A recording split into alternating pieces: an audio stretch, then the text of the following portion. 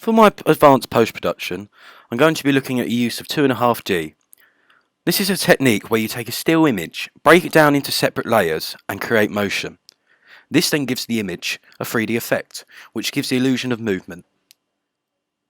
The first examples I got of this technique was from a video made by the WWF, where they had taken stills from their archive and completely manipulated them and given them a completely new feel by giving them motion. Some of these I feel look really nice, and it gave the image a whole new perspective. I wanted to see other examples of how this technique is used for advertisement. I came across Rimmel London's cosmetic website and saw their use of the 2D effect. It had been used in the design of the site and made it much more visually appealing to explore, which in my opinion made the advertisement of their product more efficient and effective.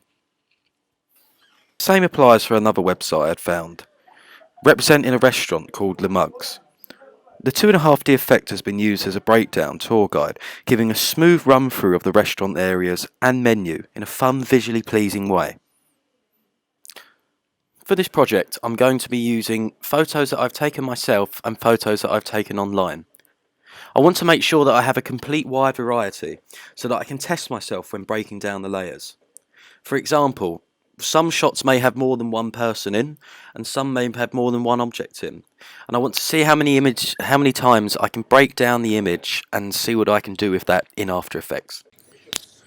For the start of my project, I've put in a photo that I took at a wedding recently, and I've loaded that into Photoshop. Then what I proceeded to do is use the lasso tool in Photoshop, in which I'm carefully going around the bride and groom so that I can separate them from the background. Once I've gone around them, I cut them out of the image and then paste them back in, and that gives me two separate layers of them and the background.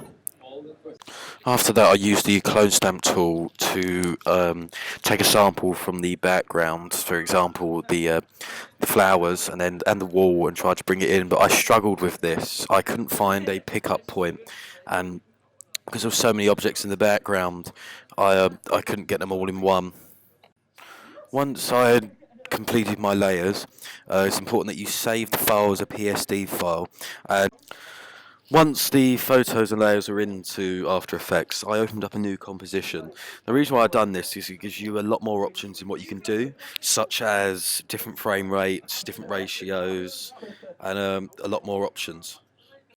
Once I'd got the images into the composition, that's when you can really start to play around. And what I've done is I added a camera and I set the preview to 50mm, and then I set the X and the Y axes of each of the frames, and so I could sort them out, and that's when it starts getting interesting. When you add the camera, that's when you can start doing stuff like zoom, depth of field, your focus distance, your aperture, your iris blade, your iris rotation, and that's when you can start adding keyframes into the situation. Here's an example of something that I'd like to replicate for this certain image, and I've given it a go. Right, here's my final product for now. Obviously, I've made a few mistakes on this, but I've managed to get some motion involved and some movement, and I feel that I've made some progress. And in the future, with the practice I keep doing, I'd like to eventually add some more elements in, like perhaps some lens flare, or in some of the wider shots that I do. If I do outside, I do landscapes, I'd love to be able to animate the clouds and make them move, and perhaps even put some rain in. And my overall final product will be a 3-minute video. I'd also like to get some pinpoint dragging in, so I could add certain movement to the characters. Like if you get the pins right, which I'm currently working on, you can actually, if you've got for example, someone sitting in a chair, you can get them to move their cigarette if they're smoking one, and it looks like they're